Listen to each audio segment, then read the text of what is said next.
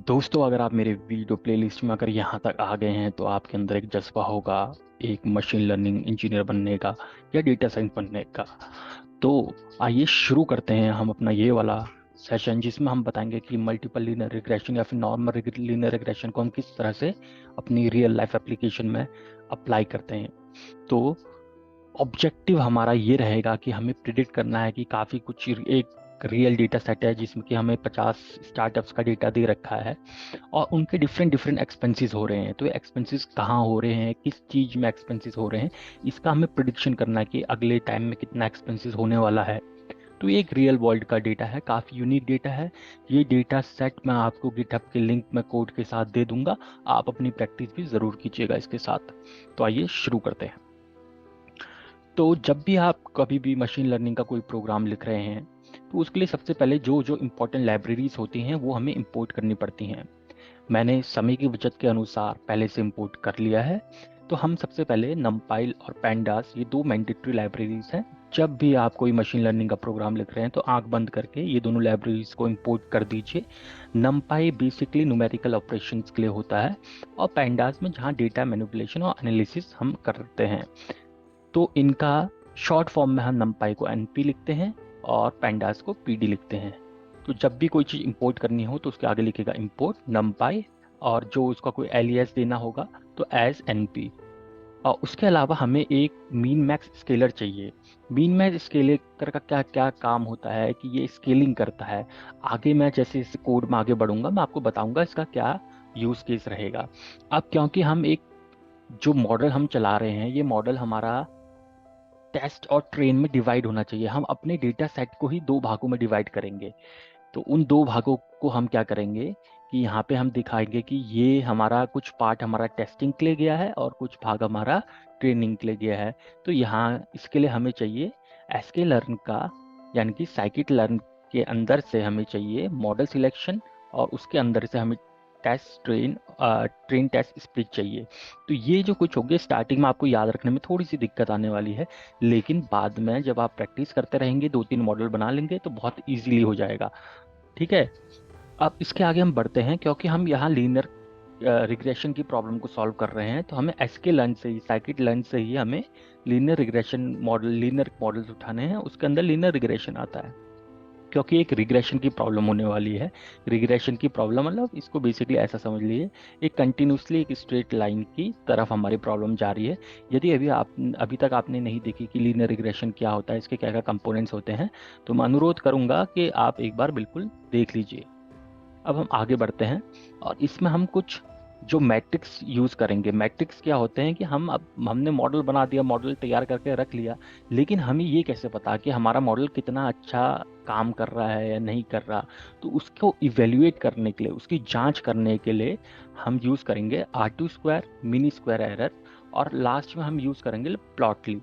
तो mat plotlib एक बहुत अच्छी प्लॉटिंग लाइब्रेरी है, सबसे बेसिक है, और इसके अंदर हम डिफरेंट डिफरेंट प्लॉट कर सकते हैं। क्योंकि आप तो एक डेटा साइंटिस्ट या मशीन लर्निंग इंजीनियर बनने वाले हैं, लेकिन जो थर्ड पर्सन है, जो बिजनेस वाला आदमी है, जो कंपनी का मालिक है, उसको नहीं पता कि क्या चल रहा है। कोडिंग से उसको मतलब नहीं है, उसको दिखना चाहिए कि सेल्स कितनी हो रही है, मार्केटिंग में कितना एक्सपेंसेस है, इस तरह की चीज़ें उसको पता होनी चाहिए।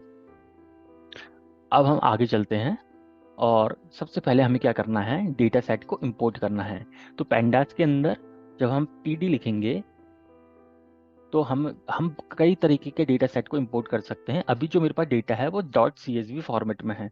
तो जब भी आप पेंडास, आपको मैं इंपोर्ट कर रहा हूँ पेंडास, और उसके बाद मैं लिखूंगा रीड। रीड मतलब कि आपको पढ़ना है। अब पढ़ना कहाँ से है, ठीक है। अब वो पढ़ने के लिए डिफरेंट डिफरेंट उन लोग का ऑप्शन है, क्लिपबोर्ड से पढ़ सकता है, CSV से, एक्सेल से, फैदर से, ठीक है। तो डिफरेंट डिफरेंट एक्सटेंशन है जिसके थ्रू वो पढ़ सकता है। ठीक है। तो अभी हमारे केस में CSV है तो हम CSV ही लेंगे।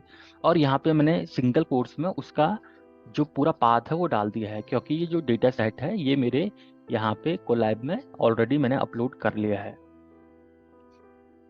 ठीक है। अब जैसे हम डेटा सेट को इंपोर्ट कर देते हैं, सबसे पहले मैं लेंथ ऑफ डेटा सेट निकालता हूँ, क्योंकि मैंने आपको बताया था ये 50 स्टार्टअप्स का डेटा है, तो इसकी लेंथ 50 आ रही है।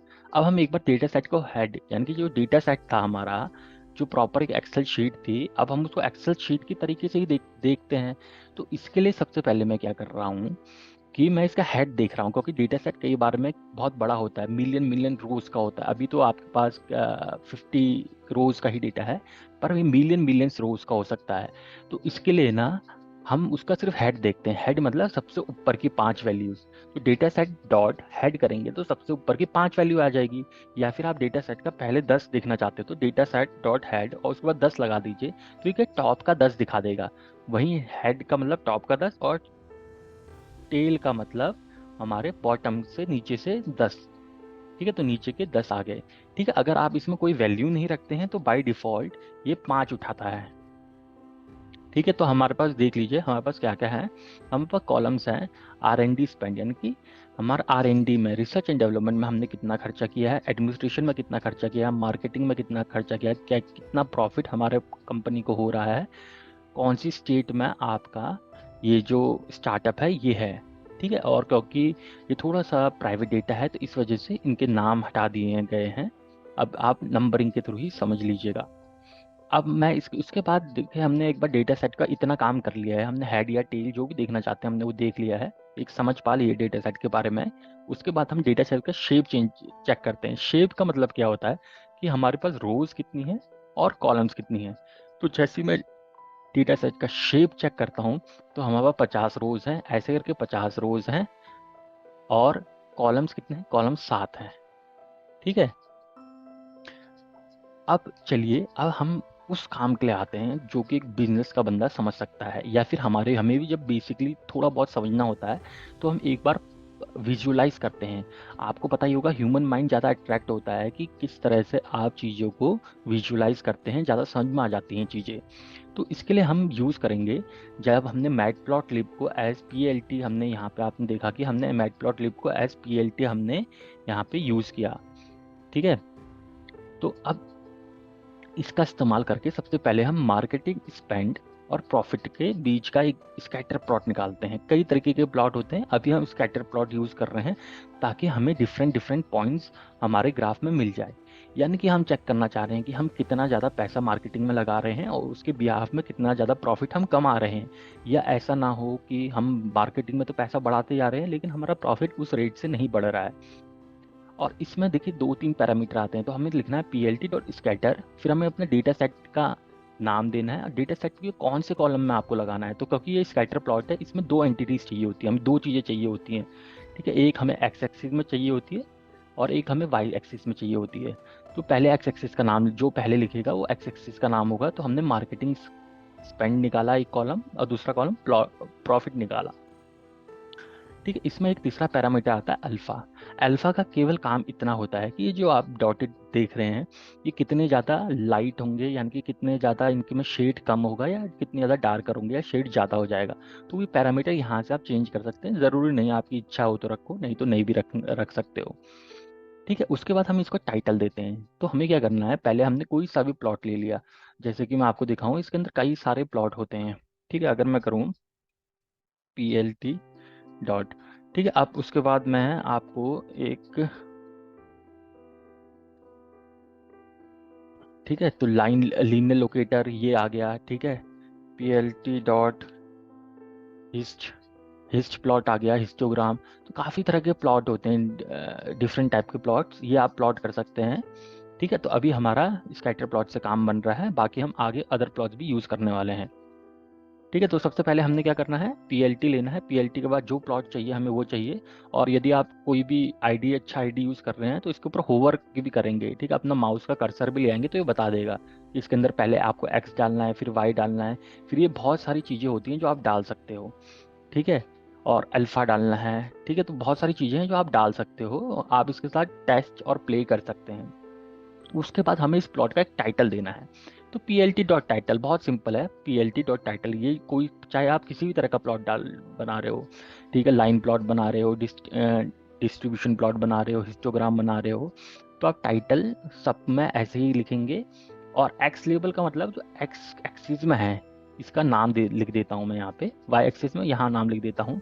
तो वो उसके लिए है कि उसका लेबल सेट कर देते हैं। और लास्ट में हमें करना है PLT डॉट शो, यानी कि जो प्लॉट हो गया उसको मैं शो कर दूं, वरना ये क्या करेगा, ये शो नहीं करेगा, ये हमें प्लॉट दिखाएगा नहीं अगर हम ये नहीं लिखेंगे तो।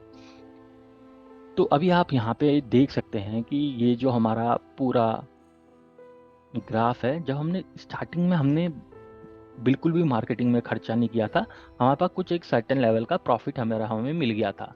लेकिन अब क्या हो रहा है कि जैसे जैसे हम मार्केटिंग, ये तो हमें मिल रहा था अच्छा खासा, ठीक है, लेकिन जैसे जैसे हम मार्केटिंग का स्पेंड बढ़ाते रहे तो ऑब्वियस सी बात है कि हमारा ग्राफ कुछ एक लीनियर लाइन अगर मैं ड्रॉ करना चाहूँ तो कुछ ऐसे ही जा रही है।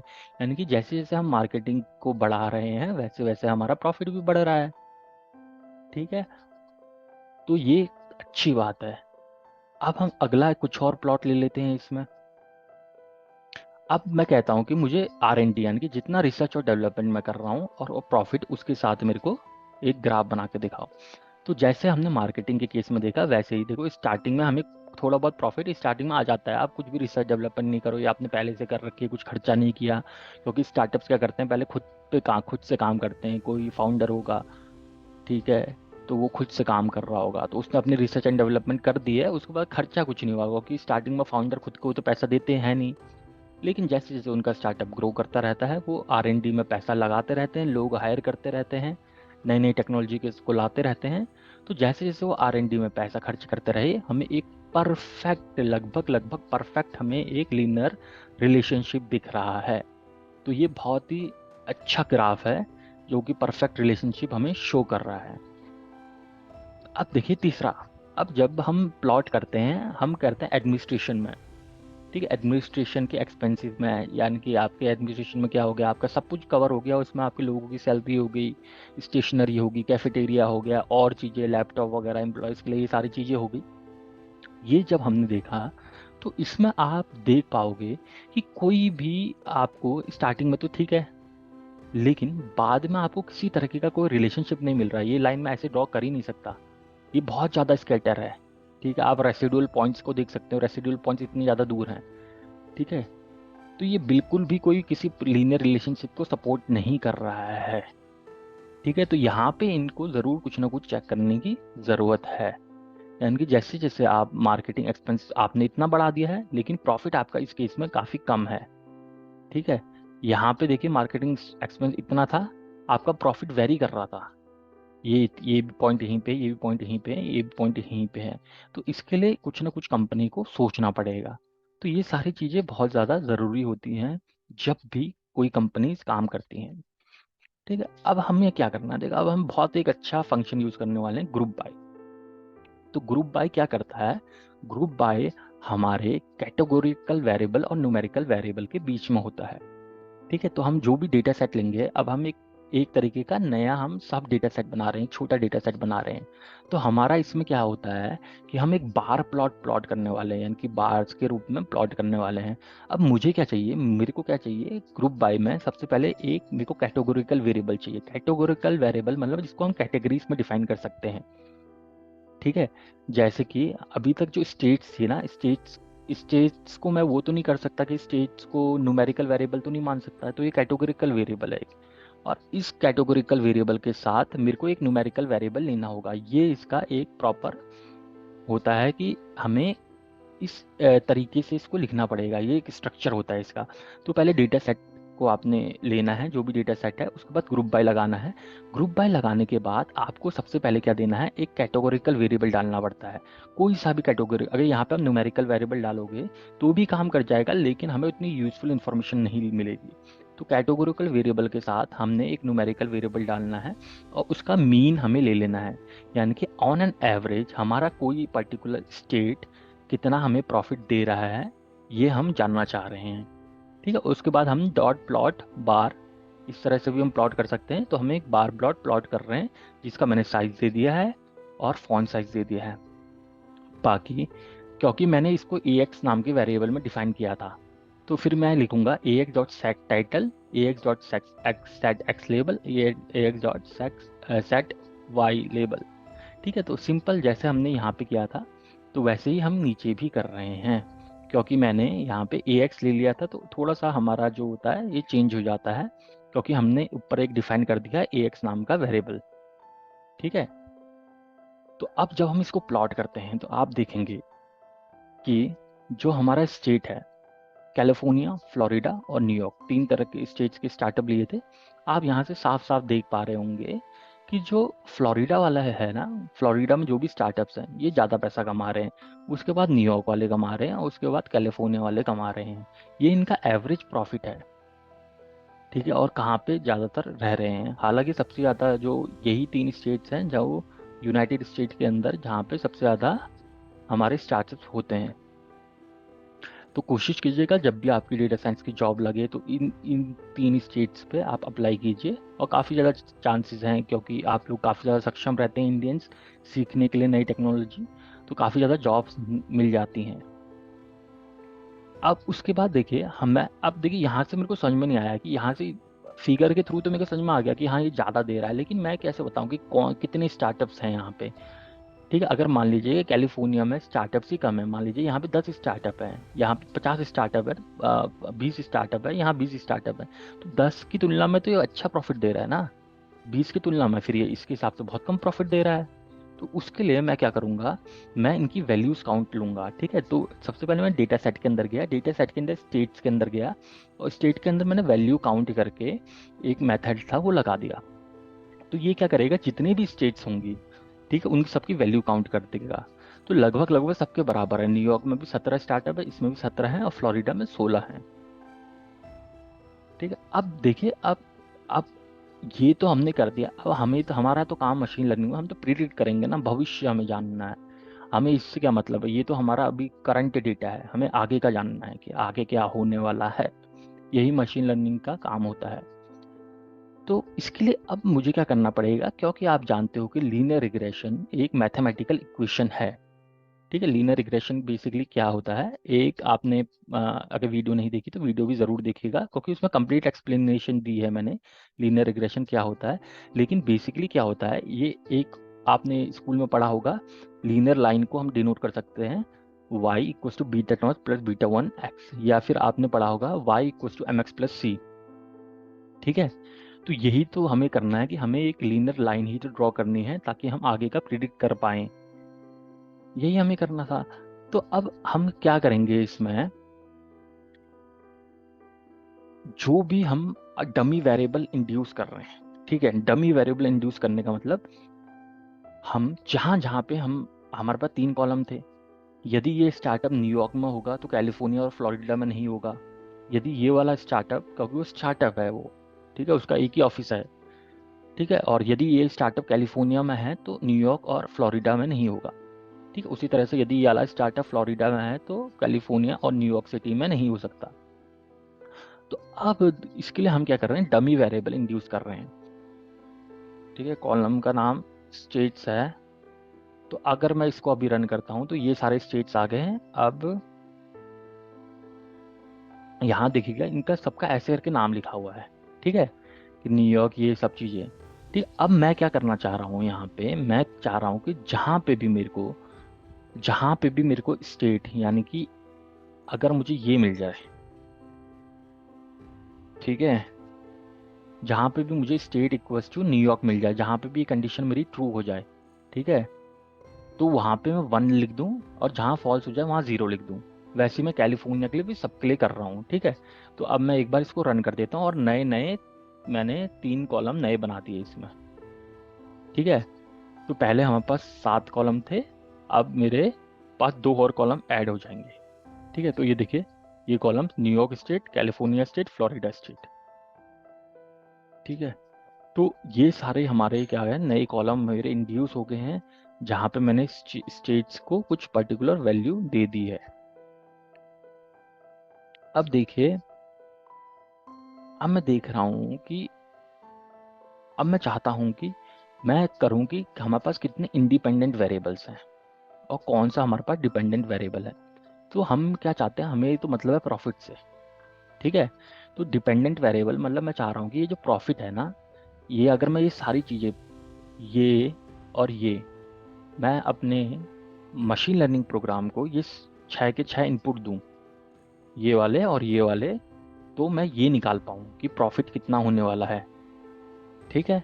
तो उसके लिए मैंने डिपेंडेंट वेरिएबल, क्योंकि ये प्रॉफिट डिपेंड कर रहा है इन सब चीज़ों में कि कहाँ पे आपका लोकेशन है, मार्केटिंग में कितना खर्चा कर रहे हो, एडमिनिस्ट्रेशन में, R&D में कितना खर्चा कर रहे हो, तो प्रॉफिट इन सब चीज़ों में डिपेंड कर रहा है। तो ये मैंने कर दिया यहाँ पे, डिपेंडेंट वेरिएबल को प्रॉफिट बना दिया। अब मैं इंडिपेंडेंट वेरिएबल को क्या बनाऊंगा, मैं सारे कॉलम्स ले रहा हूँ, सारे कॉलम्स में से प्रॉफिट में माइनस कर दे रहा हूँ, तो यानी कि ये 6 के 6 कॉलम्स मेरे आ जाएंगे। ठीक है, तो मैं इंडिपेंडेंट वेरिएबल आकर दिखाऊं तो प्रॉफिट के अलावा सारे के सारे मेरे पास कॉलम्स आ गए हैं इंडिपेंडेंट वेरिएबल में। ठीक है, अब मैं एक बार इनकी वैल्यूज आपको यहाँ पे डेटा सेट पूरा बता देता हूँ इंडिपेंडेंट वेरिएबल्स का। ठीक है, तो ये सारे इंडिपेंडेंट वेरिएबल्स हैं हमारे पास, यानी कि इसमें प्रॉफिट नहीं होगा। ठीक है, अब जो हमने डेटा सेट को अलग कर दिया, अब हमने दो भाग में डेटा सेट कर दिया है, एक भाग इन 6 का है और एक भाग सिर्फ प्रॉफिट वाला है। अब हमें क्या करना है, अब हम इस पूरे डेटा सेट को हम दो भागों में डिवाइड करेंगे। तो इसका फॉर्मेट होता है x train, x test, y train, y test. हमें ये चारों चीज़ें लिखनी है क्योंकि हमें ये चार चीज़ें मिलेंगी। किससे मिलेंगी, ट्रेन टेस्ट स्प्लिट लगा के, जो हमने इंपोर्ट किया था साइकिट-लर्न से, साइकिट-लर्न डॉट मॉडल सिलेक्शन से। तो जैसे ही हम ये वाला लगाते हैं तो इसमें सबसे पहले हमें एक्स देना पड़ता है, एक्स यानी कि इंडिपेंडेंट। ठीक है, जो किसी पे डिपेंड नहीं कर रहा था, यानी कि वो जो 6 कॉलम से वो हमें यहाँ देने हैं। वाई हमें देना है जो कि हमारा दूसरा होगा डिपेंडेंट। और इसमें टेस्ट साइज ले रहा हूँ मैं 0.2 या फिर 20%। ठीक है, यानी कि मैं 20% डेटा अपना टेस्टिंग के लिए रखूंगा। यानी कि हमारे पास 50, हमारे पास अभी रो हैं, 50 में से मैं 40 को यूज़ करूंगा ट्रेनिंग के लिए, ताकि हमारा मॉडल सीख सके कि कैसे कैसे चीज़ें हो रही हैं, और फिर उसी को हम टेस्ट करेंगे कि अब मैंने सीख लिया है, अब मैं जो मेरे पास 10 और बच रखे हैं तो उसके साथ मैं टेस्टिंग करूंगा। ठीक है, इसको मैं थोड़ा सा एक बार ड्राइंग करके एक्सप्लेन कर देता हूँ। ठीक है, जैसे मान लीजिए ये मेरा पूरा एक डेटा सेट है। ठीक है, इसमें 1 2 3 4 5 6 और 1। पहले तो सबसे पहले हमारे पास ये क्या है, ये हमारे इंडिपेंडेंट वेरिएबल हो गए, ये हमारा डिपेंडेंट वेरिएबल का कॉलम हो गया। ठीक है, अब मुझे क्या करना है, मैंने क्या कहा, मैंने कहा कि हम इस सब चीज को ना डिवाइड कर देते हैं कि हमारा 80% ये जाएगा, दोनों का मिला के 80% हमारा ट्रेनिंग में जाएगा, और बाकी जो बचा हुआ है 20% ये हमारा टेस्टिंग में जाएगा। ठीक है, यानी कि मैं अपने मॉडल को ये सारे इनपुट दूंगा। मैं कहूँगा कि अगर हम ये सारे इनपुट दे रहा हूँ तो मेरे को ये आउटपुट मिलना चाहिए, तो हमारा मॉडल सीखेगा कि अगर मैं ये सब चीज़ों को जोड़ूँ तो मैं कैसे करके अपने वेट्स को एडजस्ट करूँ, कैसे करके कोफिशिएंट को एडजस्ट करूँ ताकि मैं ये वैल्यू तक पहुँच जाऊँ। ठीक है, तो इसने ऐसे करके सीख रहा है कि मैं इन सब में क्या क्या चीज़ें ऐड करूँ या रिमूव करूँ कि मैं यहाँ तक पहुँच जाऊँ, इस वैल्यू तक पहुँच जाऊँ। तो ये हमारा हो गया ट्रेनिंग डेटा सेट। अब मैं क्या करूँगा, टेस्ट करूँगा। तो हमारे पास जो 20% बचा हुआ था, तो अब मैं क्या करूँगा, मैं यहाँ से अपने, क्योंकि मेरे मॉडल ने सीख लिया कि इसकी वैल्यू कितनी होने वाली है, तो अब मैं क्या करूँगा, इस मॉडल को टेस्टिंग के लिए भेज दूंगा। तो ये जब टेस्टिंग के लिए जाएगा तो ये एक हमारा डिपेंडेंट वेरिएबल की वैल्यू खुद ले आएगा, एक ये वैल्यू खुद ले आया, जैसे ही इसको ट्रेन किया एक वैल्यू खुद ले आया, और एक वैल्यू हमारे पास ऑलरेडी है। ठीक है, अब हमारे पास एक वैल्यू ऑलरेडी है, तो जो हमारे पास ऑलरेडी वैल्यू है और जो हमने प्रिडिक्ट की है, ये हमने प्रिडिक्ट की थी इससे, और ये हमारे पास ऑलरेडी है। हम इन दोनों को कंपेयर करेंगे कि कितना सही हमारे जवाब मिल रहा है। जितना सही हमें एक्यूरेट जवाब मिलेगा उतना अच्छा हमारा मॉडल होगा। आई होप आपको ये समझ में आ गया होगा। यदि समझ में नहीं आया होगा तो एक बार फिर से आप वीडियो को पॉज करके रिपीट करके देख लीजिएगा।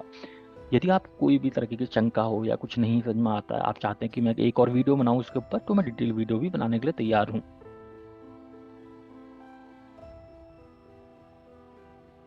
तो अब मैं एक बार इसको रन कर देता हूँ। मैंने अपना बांट दिया ट्रेन और टेस्ट डेटा। अब मैं देखता हूँ कि ट्रेनिंग में क्या आ रखा है। ठीक है, तो ट्रेनिंग में जैसे मैंने आपको बताया था 20% डेटा हमारा, 80% डेटा हमारा आ गया है।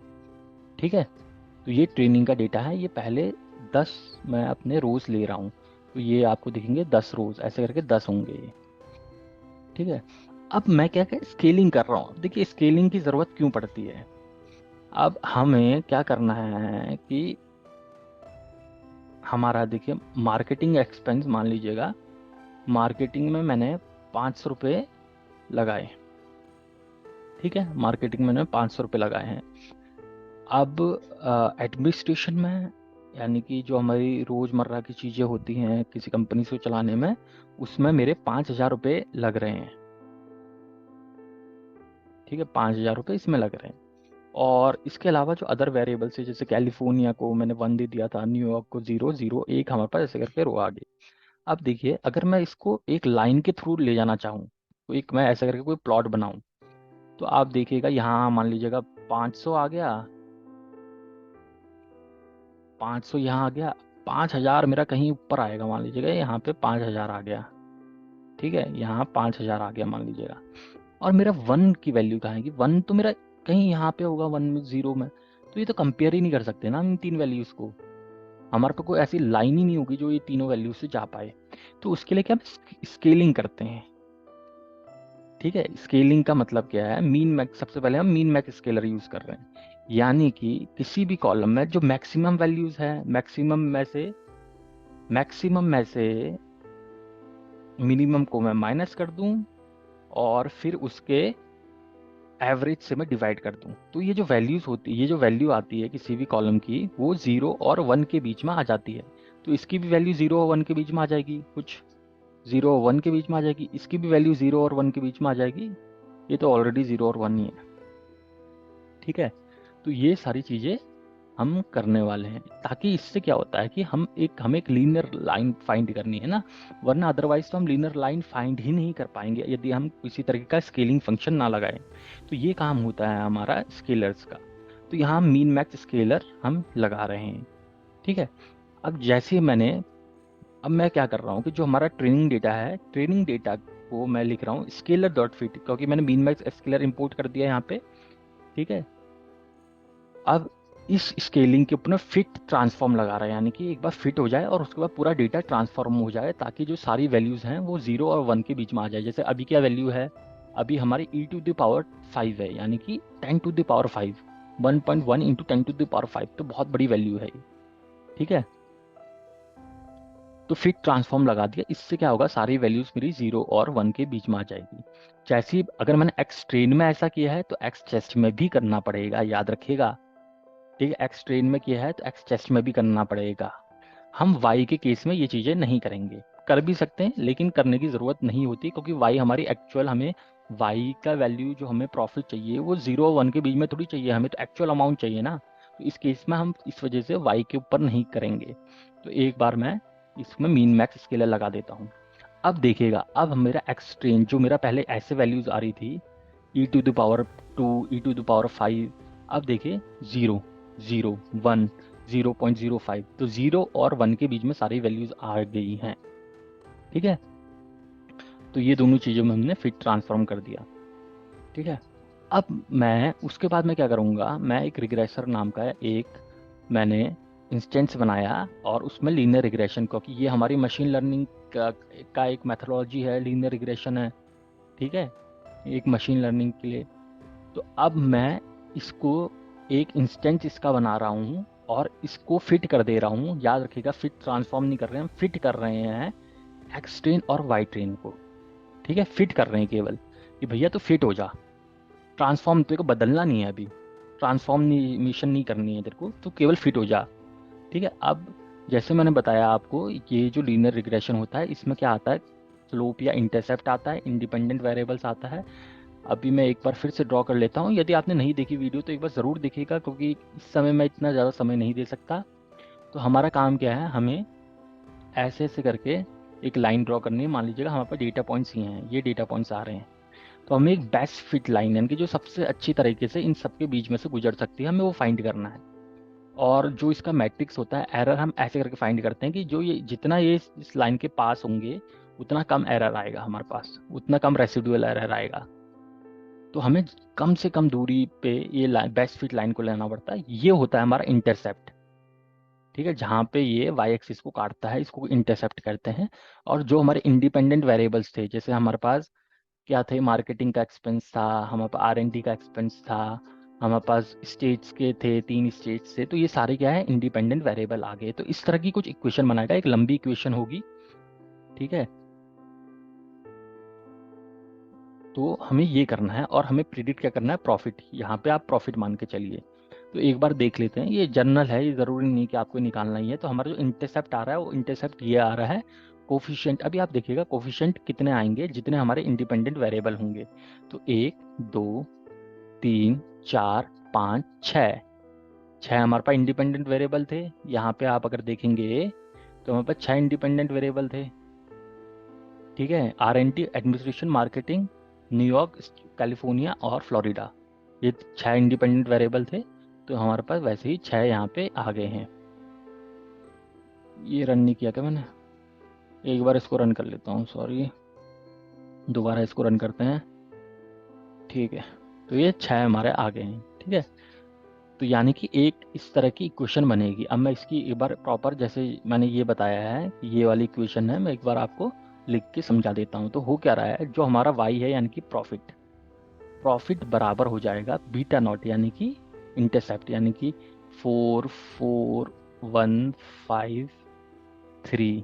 ठीक है, इतना ही लिखता हूँ, प्लस प्लस ये वैल्यू 7.8 टू दी पावर 2 है, तो 7800। ठीक है, 780, सॉरी 780।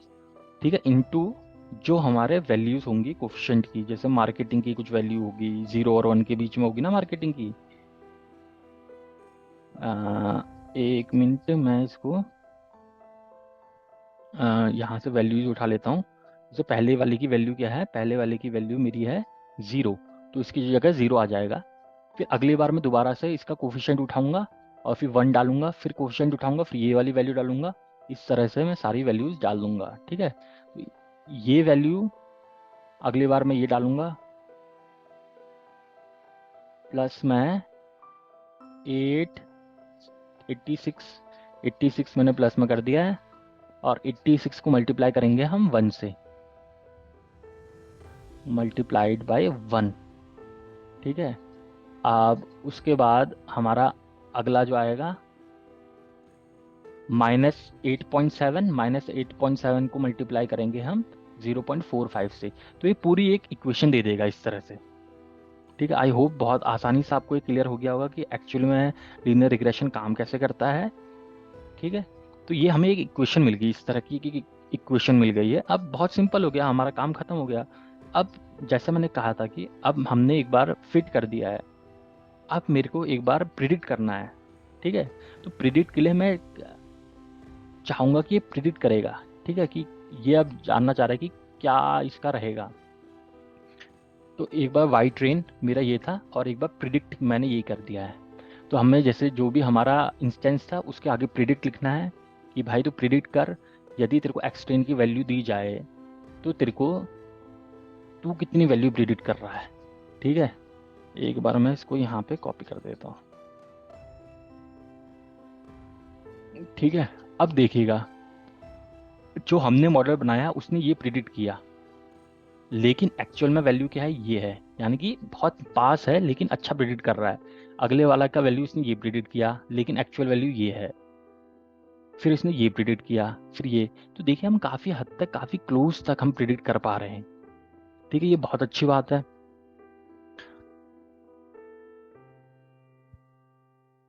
तो मैं एक बार वाई प्रिडिक्ट भी दिखा देता हूँ आपको। देखिए, वाई प्रिडिक्ट भी बहुत नियर बाय आ रहा है। अब मैं एक बार टेस्ट डेट, वाई प्रिडिक्ट मैंने दिखा दिया आपको, अब वाई टेस्ट एक बार दिखा देता हूँ, वाई टेस्ट की वैल्यूज़ क्या क्या हो रही हैं। ठीक है, तो अब जैसे मैंने आपको समझाया था कि अब हमारे पास एक हमने खुद से प्रिडिक्ट किया है, और एक वैल्यू हमारे पास पढ़ रखी है, ये हमने खुद से प्रिडिक्ट कर लिया है। ठीक है, और ये हमारे पास वैल्यू पड़ी हुई है। अब हम दोनों को कंपेयर करेंगे। अब अभी तो मैं कंपेयर कर सकता हूँ कि भैया इसकी वैल्यू इतनी है और इसकी वैल्यू इतनी है, बहुत पास है। लेकिन ये जो लंबे डेटा सेट होते हैं, कई बार मिलियंस रिकॉर्ड्स होते हैं, हज़ारों रिकॉर्ड्स होते हैं, तो उसमें तो आप ऐसे कर नहीं पाओगे। तो उसके लिए हम डिफरेंट डिफरेंट मैट्रिसेस यूज़ करते हैं। तो सबसे पहले मैं मीन स्क्वायर एरर लेता हूँ इसका, कि लगभग लगभग कितना एरर है। तो ये कह रहा है कि लगभग लगभग हमारा इतने एरर आ रहा है। ये याद रखिएगा, ये मीन है और स्क्वायर्ड एरर है। इसकी भी मैंने कंप्लीट वीडियो बनाई है कि कौन कौन से मैट्रिसेस यूज़ करते हैं और कौन कौन से सबसे अच्छे मैट्रिक्स यूज़ होते हैं जो हमें करने चाहिए। मीन स्क्वायर एरर कभी भी अच्छा नहीं माना जाता, क्योंकि वो एरर को हमारा स्क्वायर कर देता है। यानी कि अगर एरर हमारा 2 आ रहा है तो 2 की जगह 4 दिखाएगा। तो उसके लिए हम क्या करते हैं, हम मैथ नाम का मॉड्यूल लेते हैं, मैथ में से स्क्वायर रूट कर देते हैं। यानी कि मैं इसको स्क्वायर रूट कर दूंगा इसका, तो मेरा एक्चुअल वैल्यू आ जाएगी। ठीक है, तो इसका रूट होता है, वो वैल्यू मेरे को यहाँ मिल जाएगी।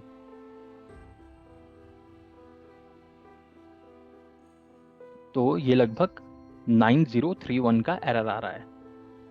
ठीक है, अब मैं एक बार दोबारा से, ये तो ट्रेनिंग में आ रहा था, अब मैं टेस्टिंग में एक बार इसका एरर देखता हूँ।